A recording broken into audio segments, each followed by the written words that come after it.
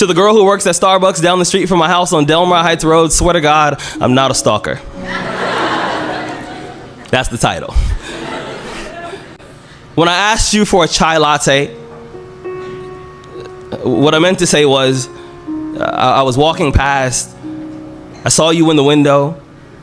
To be honest, I only came in here because I had to know what your voice sounded like. Instead of saying that, I got really nervous and ordered the first thing on the menu. I don't even know what chai is. Or a latte, for that matter. I imagine that when God made you, I bet he cussed for the first time.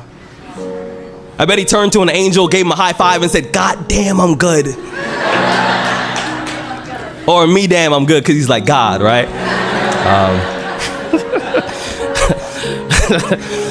I spent the last 5 days trying to figure out how I'm going to introduce myself to you properly. I finally figured it out. It's going to be something like, "Hi." That's all I got so far. But I think it's a good start. I'm going to be honest. It's not often that I find myself eager to write about love. In fact, every time I try to write about love, my hands cramp. Just to show me how painful love can be. Sometimes my pencils break just to prove to me that every now and then, love takes a little more work than you planned. I heard that love is blind, so I write all my poems in Braille. And my poems are never actually finished because true love is endless. I've always believed that real love is kind of like a supermodel before she's airbrushed. It's pure and imperfect, just the way that God intended. I'm gonna be honest, I'm not much of a love poet. But if I was to wake up tomorrow morning and decide that I was gonna write about love, my first poem, it would be about you. About how I love you the same way I learned how to ride a bike.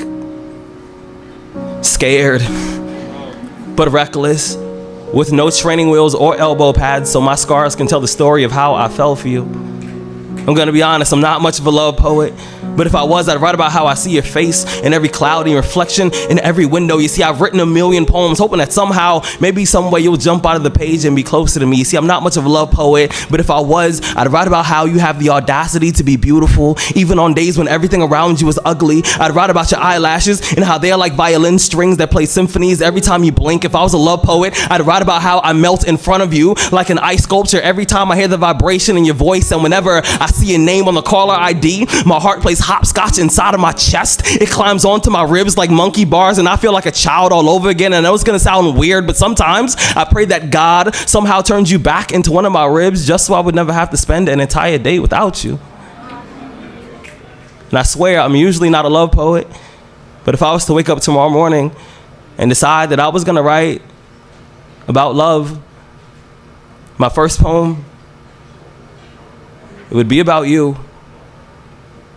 And after all of that, she was like, "But how do you feel about me?" And I said, "Put it like this. I want to be your ex-boyfriend's stuntman. I want to do everything he never had the courage to do. Like trust you." See, last night I had a dream.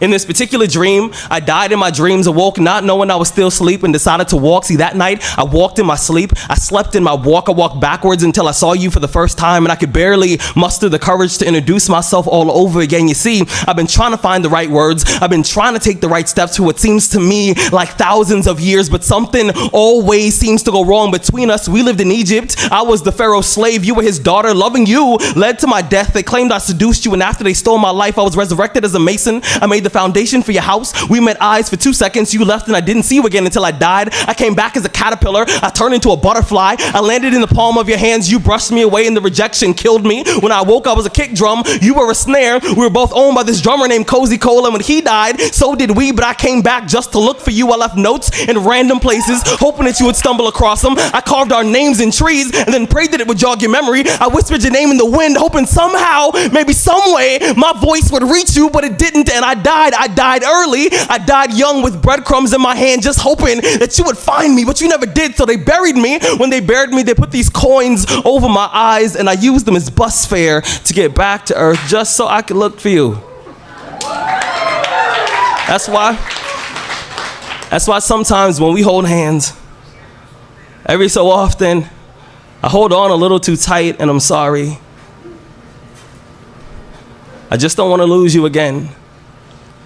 My mother told me, when you find the perfect woman, you got to do whatever it takes to make sure she stays next to you. Thank you.